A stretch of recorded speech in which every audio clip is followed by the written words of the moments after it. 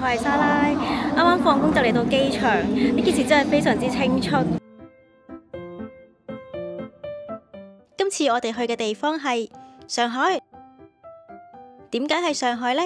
其實係有任務在身嘅，就係為咗睇占士想睇嘅日本女團演唱會 Fruit Slipper， 唔知大家有冇聽過呢？我自己本身就唔認識嘅，係透過占士先認識嘅。話說我係第一次去上海，平時都冇太多去內地玩嘅經驗，去之前都係簡單咁樣睇過當地嘅資料。我哋搭香港航空晚上9點20分機，大約2小時15分鐘就會到上海，睇到月亮。放工到而家都未食嘢，呢一個係我哋嘅晚餐。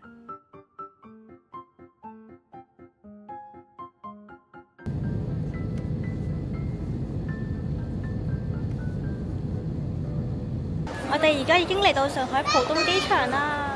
正常營業時間係可以搭浮磁列車同埋地鐵嘅，不過我哋而家呢個時間已經過咗營業時間，所以我哋而家只可以去搭的士或者去揾網約車。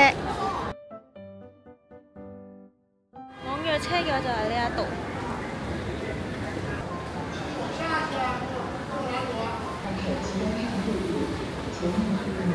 深夜嚟到嘅話，揾網約車比較好，點對點去到目的地，減少被騙嘅風險啊！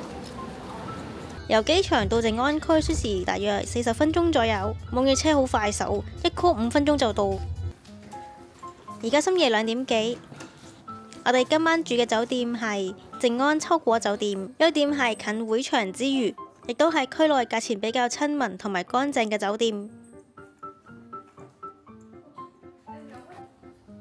呢一度有貓屋啊！而家外邊落緊雨，所以啱啱嚟到嘅時候有啲狼狽。呢度麻雀雖小，但五臟俱全，仲有叉電器可以借。一隻貓。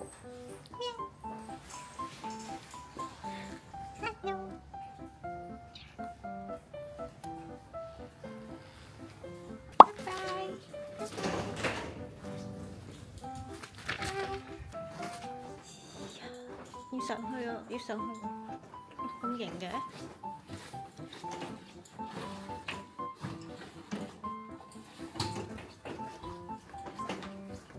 一個小車波。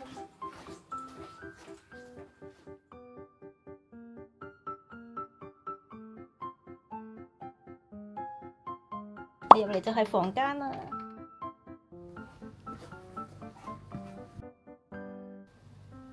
一眼睇晒廁所，哇！中間就係沖涼，裏邊先係馬桶喎。係啊。咁要閂咗2道門先可以用。呢度有雪櫃，雪櫃要自己插數。跟住呢度咧，門口就係有個洗手台，衫架都好充足，應該夠用。哇！好大個電視喎。贈飲，仲有自動開關窗簾。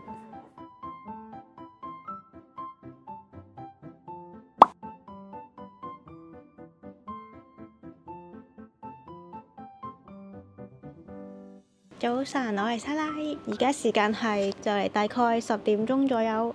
我哋今日會去豫園同埋外灘，睇睇出邊嘅環境先。原來出外嘅環境係咁樣嘅，附近都幾多體育設施。而家就出發。首先我哋會去外灘先，入夜先至會去豫園，因為想睇豫園嘅夜景。啱啱嚟到嘅時候，發現冇支付寶 icon 有啲無助，以為唔可以用。後來睇到廣告，只要開通嘅話就可以用。同我一樣喺內地人生路不熟嘅大家，首先打開支付寶頁面，然後按底下交通 icon， 選擇返上海，再按上海地鐵啟用，輸入返個人資料就可以開通㗎喇。我哋而家要去南京東路。啱啱啱就到咗南京東路，而家睇下咩食，一定係個商場。我哋落到地庫煎拼煎啊，叫做。我哋就食呢一間啦。我哋今日嘅早餐呢一度係用膠飲管㗎。食完繼續出發。呢一度行過去就係外灘。今日好大霧喎。沿住呢一條路就係南京路步行街。呢度有隱藏式馬路，大家要小心留意哦。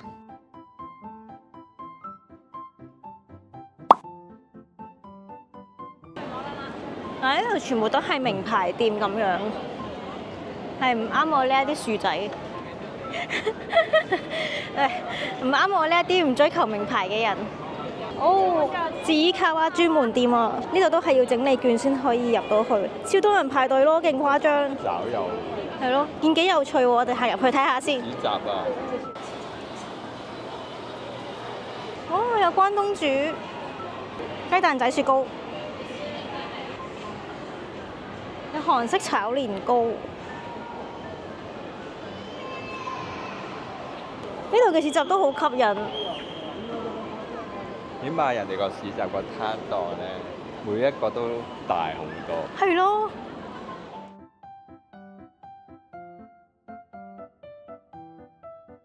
行返出去大街，我哋嚟到白兔糖專門店，超多商品啊！有雪條、雪糕、白兔 IP 公仔、鐵盒裝奶糖，超大粒白兔糖，好得意啊！仲有禮袋裝雨傘，打開係咁樣嘅，咁樣一袋都只係5.9人民幣，有磁石貼。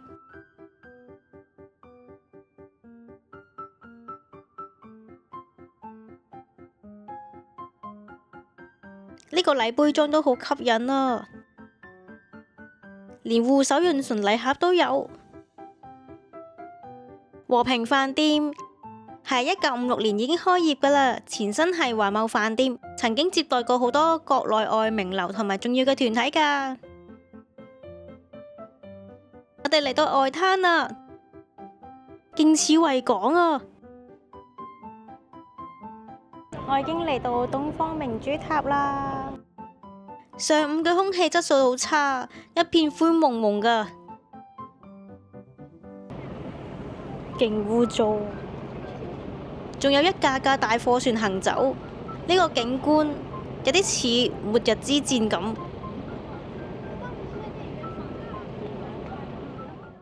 冇咗下邊嘅人嘅話，呢一度係好靚嘅景嚟㗎。發現呢度已經冇咩好行，糟糕啦，冇景點添。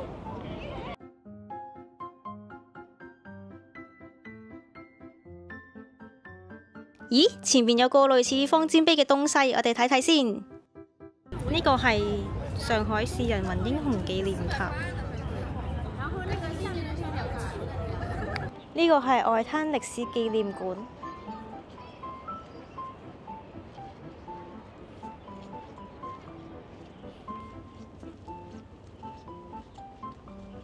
哦，原來呢度有得入。係喎。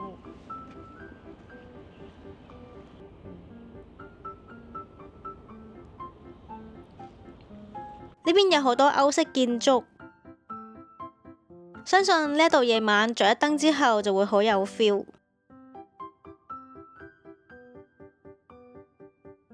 呢邊都有唔少食肆，不過呢度嘅價錢比起內地其他地方高。呢個掃地好有趣，連當地人都好奇啊！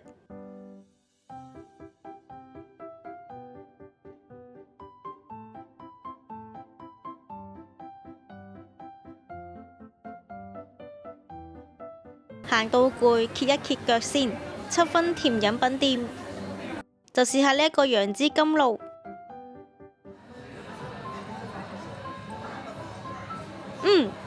呢個甜度還可以。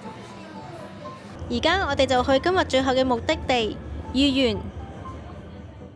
啱啱就嚟到御園站7號出口出嚟，望右手邊就會見到御園老街商城。過埋條馬路對面就係啦。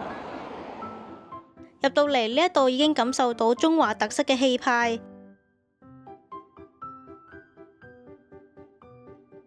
老廟黃金銀樓，幾靚喎呢度。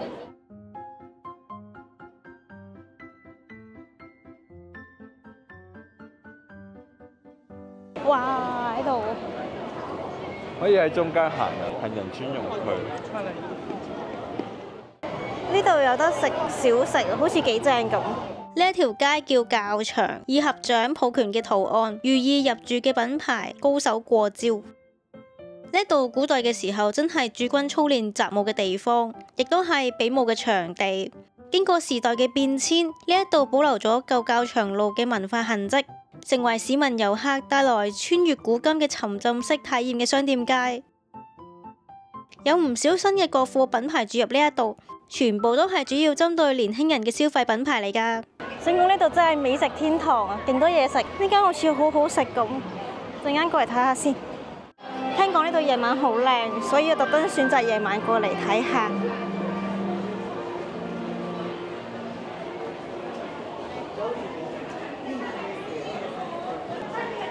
真係好靚啊！呢一度有得古着啊！有蟹粉小籠包，試唔試啊？食落不如。不如試下咯。我哋就試下呢一間啦。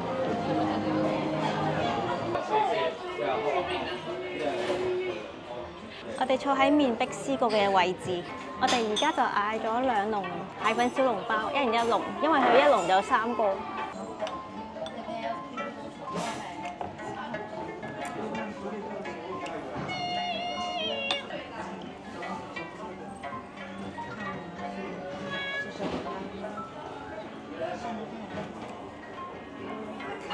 好好食哦，好 juicy 之外，亦都有好鮮嘅蟹汁。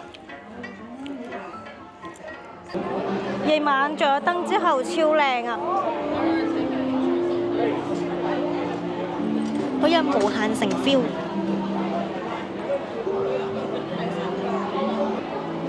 對面係有好多嘢影。望住呢個景，配埋現場嘅背景音樂，莫名其妙有一種感動嘅感覺啊！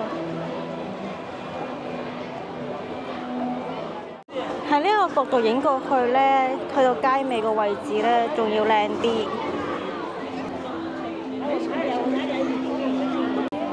好金啊！哇！呢度真係好多人。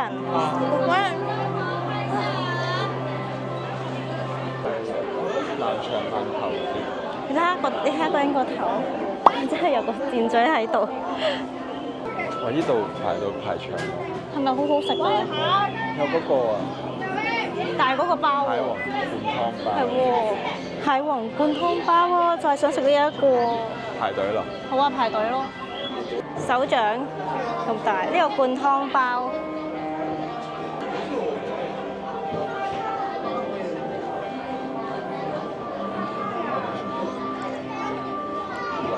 點啊？有感覺？好鮮咯。好鮮。有間蟹汁咁。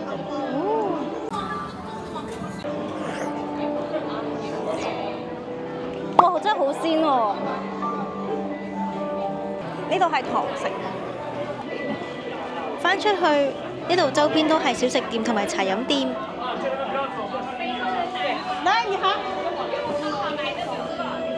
都有唔少外國人嚟呢一度。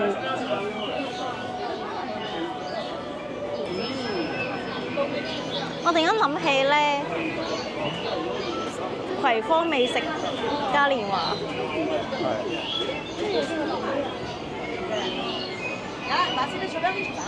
真係好多嘢食。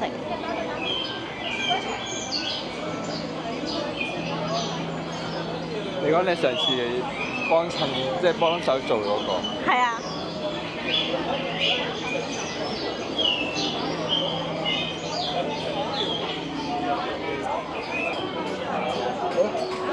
QQ 野人先生，我見佢係現做雪糕嚟嘅喎。開心果味正，好正！呢一度好似以前睇古裝劇嗰啲古裝街咁。又有白桃糖專門店。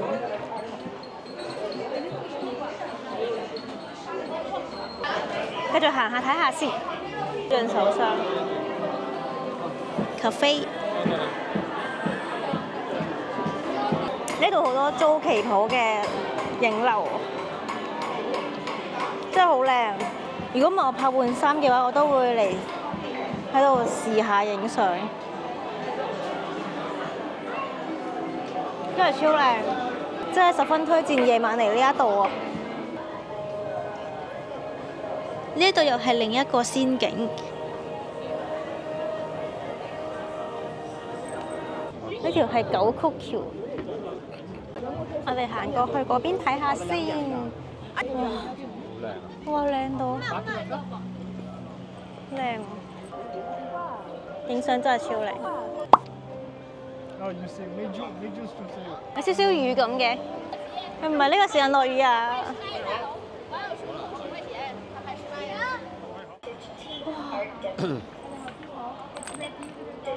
哇！型啊！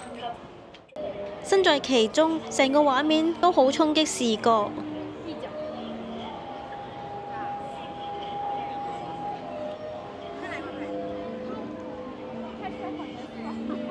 有 feel。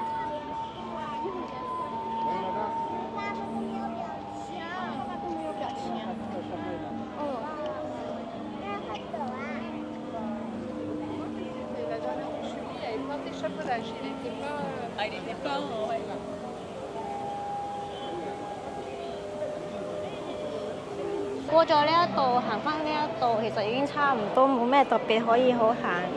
睇呢一度冇乜人就知，其實呢一度已經係豫園老街嘅尾聲啊！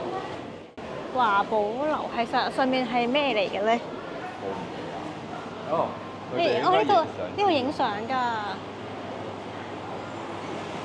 所以呢度係唔俾人出入影相啊！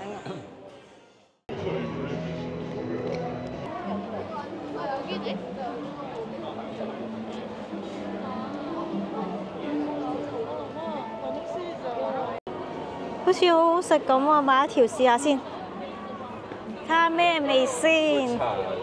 朱古力原味。抹茶係咪有一粒粒㗎？係啊。我哋係食呢個26蚊抹茶味。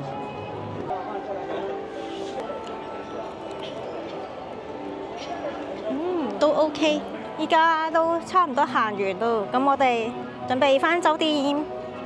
上海豫園呢，夜晚真係好好氣氛，因為有好多嘅古着嘅女仔呢都可以喺度影相，而且呢，佢呢度唔知係咪星期六日啦，定係其他特別日子，佢呢嗰個行車路係封咗㗎，所以呢，你可以企喺馬路度影。上海豫園推介。返嚟靜安寺站，上海嘅六本木啊！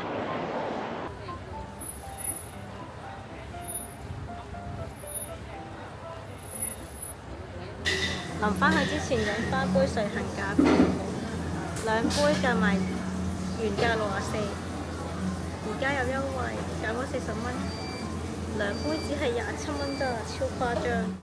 終於返到嚟酒店啦，好攰啊！今日行咗好多路，咁聽日嘅行程都冇點樣安排，我諗都會直接去演唱會場地嘅。咁今日嘅影片就去到呢度，我哋聽日再見啦！下集我哋去食烤魚，記得 like、share 同 follow 我 YouTube channel 啦。有得睇魚。那我還是要自己找的啦。